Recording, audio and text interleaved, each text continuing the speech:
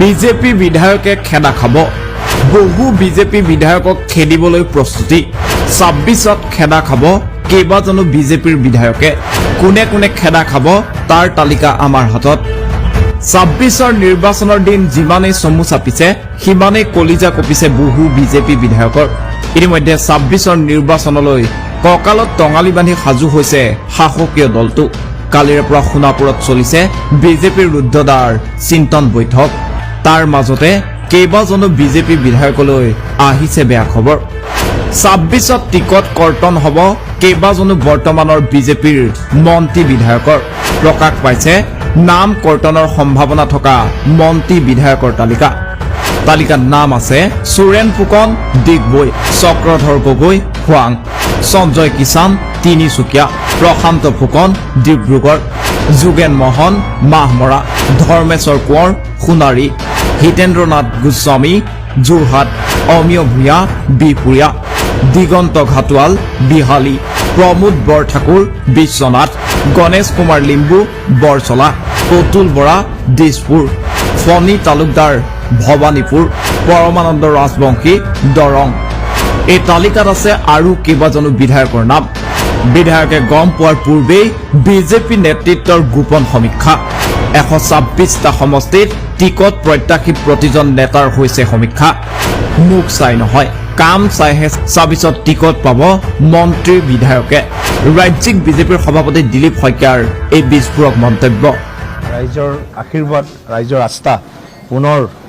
পূৰ্বতকৈ শক্তিশালীভাৱে লাভ কৰিব পৰা যায় সেই কথাটোৰ কাৰণে সকলোৱে কাম কৰিম বুলি আজি কথা দিছে আৰু লগে লগে আজি স্বাভাৱিকতে নিৰ্বাচন যিহেতু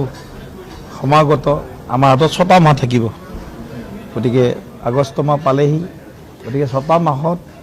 মোটামুটি ২-২.৫ মাহ সময় বা ৩ মাহ সময় সম্পূৰ্ণ নিৰ্বাচনৰ সময় কাম কৰাৰ কাৰণে আমাৰ হাতত ৩ মাহ বা ৩.৫ মাহ সময় আছে গতিকে এই ৩.৫ মাহ ৪ মাহ সময়ৰ ভিতৰতে যাতে প্ৰত্যেকজনে টিকট পোৱাৰ যোগ্যতা অৰ্জন কৰে টিকট পোৱাৰ যোগ্যতা অৰ্জন কৰি টিকট বিচাৰিলেই নহ'ব টিকট পোৱাৰ যোগ্যতা অৰ্জন কৰি জনসাধাৰণৰ আস্থা বিশ্বাস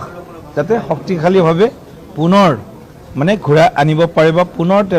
তেওঁলোকৰ মানে আস্থা বা বিশ্বাস অৰ্জন কৰিব পাৰে তাৰ কাৰণে সকলোকে ৰাইজৰ লগত থাকি ৰাইজৰ হৈ আৰু অধিক মনোনিৱেশ কৰাৰ বাবে আমি সকলোৱে এটা সিদ্ধান্ত বা সংকল্প লৈছোঁ বিজেপি এনেকুৱা এটা দল যে মুখলৈ নোচোৱা দল বিজেপি কামলৈ চোৱা দল বিজেপি যোনে ভাল কাম কৰিছে তেওঁলোকে যাক ৰাইজে ভাল কাম কৰা বুলি ক'ব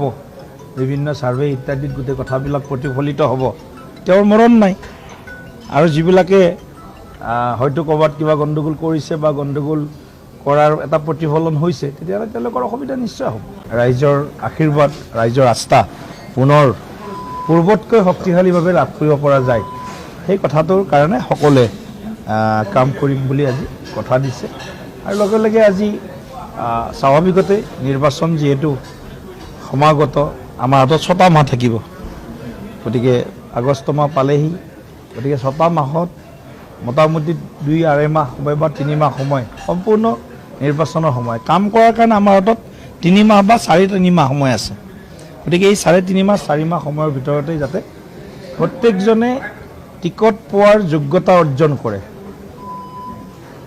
টিকট পোৱাৰ যোগ্যতা অৰ্জন কৰি টিকট বিচাৰিলেই নহ'ব টিকট পোৱাৰ যোগ্যতা অৰ্জন কৰি জনসাধাৰণৰ আস্থা বিশ্বাস যাতে শক্তিশালীভাৱে পুনৰ মানে ঘূৰাই আনিব পাৰে বা পুনৰ তেওঁলোকৰ মানে আস্থা বা বিশ্বাস অৰ্জন কৰিব পাৰে তাৰ কাৰণে সকলোকে ৰাইজৰ লগত থাকি ৰাইজৰ হৈ আৰু অধিক মনোনিৱেশ কৰাৰ বাবে আমি সকলোৱে এটা সিদ্ধান্ত বা সংকল্প লৈছোঁ বিজেপি এনেকুৱা এটা দল যে মুখলৈ নোচোৱা দল বিজেপি কামলৈ চোৱা দল বিজেপি যোনে ভাল কাম কৰিছে তেওঁলোকে যাক ৰাইজে ভাল কাম কৰা বুলি ক'ব বিভিন্ন ছাৰ্ভে ইত্যাদিত গোটেই কথাবিলাক প্ৰতিফলিত হ'ব তেওঁৰ মৰণ নাই আৰু যিবিলাকে হয়তো ক'ৰবাত কিবা গণ্ডগোল কৰিছে বা গণ্ডগোল কৰাৰ এটা প্ৰতিফলন হৈছে তেতিয়াহ'লে তেওঁলোকৰ অসুবিধা নিশ্চয় হ'ব ৰাইজৰ আশীৰ্বাদ ৰাইজৰ আস্থা পুনৰ পূৰ্বতকৈ শক্তিশালীভাৱে লাভ কৰিব পৰা যায় সেই কথাটোৰ কাৰণে সকলোৱে কাম কৰিম বুলি আজি কথা দিছে আৰু লগে লগে আজি স্বাভাৱিকতে নিৰ্বাচন যিহেতু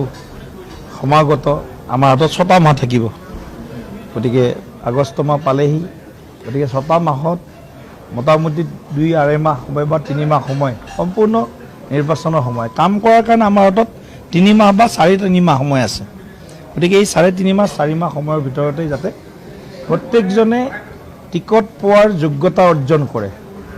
আমাৰ পৰৱৰ্তী প্ৰতিবেদনত আমি উল্লেখ কৰিম আৰু কোন কোন বিধায়কৰ নাম কৰ্তনৰ যুঁজা চলাইছে ৰাজ্যিক বিজেপিয়ে নিউজ ডেস্ক ৰিপোৰ্ট এনি টক্স